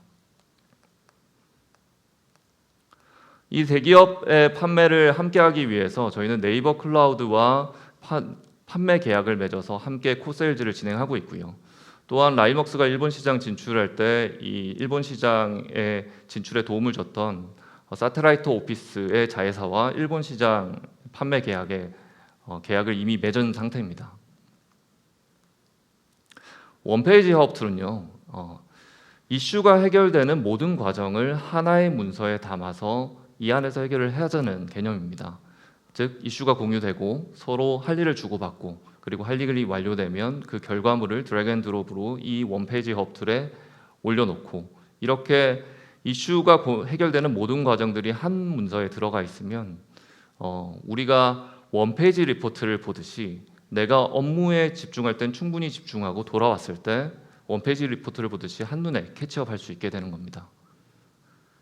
그래서 모든 시장들은 미국 시장이나 국내 시장들은 이 원페이지 리포트, 즉 지식사회가 발견한 가장 효과적인 정보 전달 방식을 통해서 협업 효율성을 높이려고 하고 있습니다. 실제로 이 문서에 있는 모든 정보를 정보의 종류별로 나눠서 할 일, 파일, 이미지, 의사결정 등을 나눠서 찾아볼 수 있고요. 또한 관리자들은 이런 니즈가 있습니다. 관리자들은 그 부하 직원에게 항상 가장 많이 하는 질문이 그건 어디까지 진행됐어? 이 할 일은 어떻게 되고 있어? 라는 질문을 가장 많이 한다고 합니다. 그런데 만약에 이 한 장으로 정리된 모든 이슈들을 팀별로 프로젝트별로 이렇게 한눈에 볼 수 있게 칸반으로 제공을 한다면 이런 질문을 더 이상 하지 않겠죠. 그래서 팀 관리, 프로젝트 관리에도 최적화되어 있는 게 콜라비의 특징입니다. 그런데 저희가 대기업과 스타트업, 많은 스타트업들의 협업 커뮤니케이션 상황들을 지켜봤더니 대화의 시작은 항상 메신저에서 하는 문제가 있었습니다. 시작이 메신저에서 하다 보니까 많은 대화를 여기서 해버리고 이것들은 다 휘발되어 버리는 거죠. 그래서 이 문제를 해결하기 위해서 저희는 슬랙과 같은 메신저형 협업들을 개발을 했고요. 먼저 대화를 메신저에서 나누게 되면 이 메신저에서 나오는 대화 중에서 내가 원하는 대화들을 선택해서 문서 작성을 누르면 이 대화들이 자연스럽게 히스토리로 다 저장이 되고 메신저에서 주고받았던 중요한 자료들은 자동으로 가져와서 원페이지 업틀 문서에 이렇게 자동으로 등록됩니다. 그러면 간단히 제목만 쓰면 쉽게 문서화로 넘어갈 수 있게 되는 거죠. 또한 저희 회사의 가장 사업의 핵심 가치는 이 협업 행동 데이터에 있는데요. ERP 이후에 많이 실패했었던 B2B 솔루션들은 사실 데이터가 없어서 실패했습니다. 지식관리 시스템에 아무도 올리지 않았고요. HR 관리 시스템은 인사팀만 정보를 올리고 있었습니다. 그리고 비즈니스 인텔리전스는 ERP에서 올라오는 날 것 그대로의 데이터만 보여줌으로써 가치를 제공하지 못했죠. 하지만 콜라비 팀은 이 회사가 가지고 있는 모든 팀과 모든 프로젝트, 그리고 그 프로젝트 안에 있는 모든 이슈들, 그리고 모든 직원들에게 할당되어 있는 태스크들, 그게 완료일 내에 됐는지 안 됐는지, 결과물은 뭔지, 그리고 어떤 의사결정에 의해서 이 프로젝트가 성공했는지 등의 정보를 모두 가지고 있습니다. 그래서 이 정보를 AI를 통해서 한번 가공을 한 다음에 기존에 있던 B2B 솔루션들에게 제공을 한다면 그 협업 효율성을 높일 수 있는 효과는 정말 엄청난 효과를 낳을 것이라고 생각하고 있습니다. 저희는 이 모델로 구글이 원하는 세계 최대 스타트업 커뮤니티인 스타트 그라인드 유럽, 그리고 프랑스 페리스 앤코 등에서 우승을 하였고요. 그래서 이렇게 유럽에서 검증된 협업 모델로 국내, 그리고 일본, 그리고 대기업 시장이 존재하는 미국에 있는 레이트 메이저 시장까지 글로벌 확산을 준비하고 있습니다. 저는 네이버웍스의 초기 사업 전략과 제품 전략을 진행을 하다가 이 창업을 하게 되었고요. 그리고 여기에 보시는 그 국내의 가장 S급 인재들을 모아서 이 프로젝트를 진행을 하고 있습니다. 네, 발표는 여기까지입니다. 들어주셔서 감사합니다. 오늘 비전을 공유해 주신 세 곳의 스타트업 분들께 다시 한번 감사의 말씀을 드립니다.